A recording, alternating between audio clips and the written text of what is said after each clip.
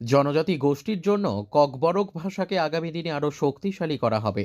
শুধু তাই নয়, তাদের জন্য সরকার শিক্ষা থেকে শুরু করে সমস্ত কিছু অগ্রাধিকারের ভিত্তিতে দেখছে। ককবরক ভাষা দিবসে এই কথা দ্ব্যর্থহীন ভাষায় বলেন অর্থমন্ত্রী প্রণজিৎ সিংহ রায়। প্রসঙ্গত, আজ ত্রিপুরায় 46তম ককবরক ভাষা দিবস সাড়ম্বরে উদযাপিত হচ্ছে। রাজ্যে এই দিনটিকে নানা কর্মসূচির মাধ্যমে উদযাপিত করা হচ্ছে। এই উপলক্ষে মূল অনুষ্ঠানে উপস্থিত ছিলেন রাজ্যের অর্থমন্ত্রী প্রণজিৎ সিংহ রায়।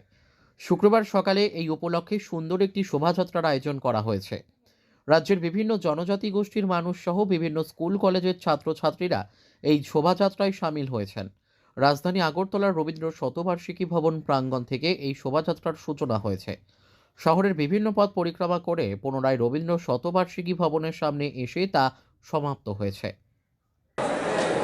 অন্যান্য সংখ্যালঘু ভাষা অধিকার উপজাতি গবেষণা সাংস্কৃতিক কেন্দ্রের যৌথ উদ্যোগে মহাসমারোহে এটা আজকে আমাদের এখানে পালিত হচ্ছে। এই অনুষ্ঠানে উপস্থিত আছেন মাননীয় বিধায়ক প্রাক্তন মন্ত্রী শ্রীযুক্ত রামপদ জমাতিয়া মহোদয়, যিনি মাননীয় ভাইস চেয়ারম্যান ককবরক ভাষা উন্নয়ন উপদেষ্টা কমিটি, এবং এখানে আমাদের উপস্থিত আছেন মাননীয় চেয়ারম্যান ককবরক ভাষা উন্নয়ন উপদেষ্টা কমিটির যিনি সভাপতিও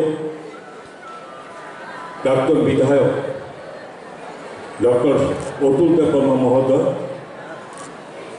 আইএস অফিসার শ্রী রত্নজিৎ দেববর্মা, অধিকর্তা ককবরক অন্যান্য সংখ্যালঘু ভাষা অধিকার ত্রিপুরা সরকার,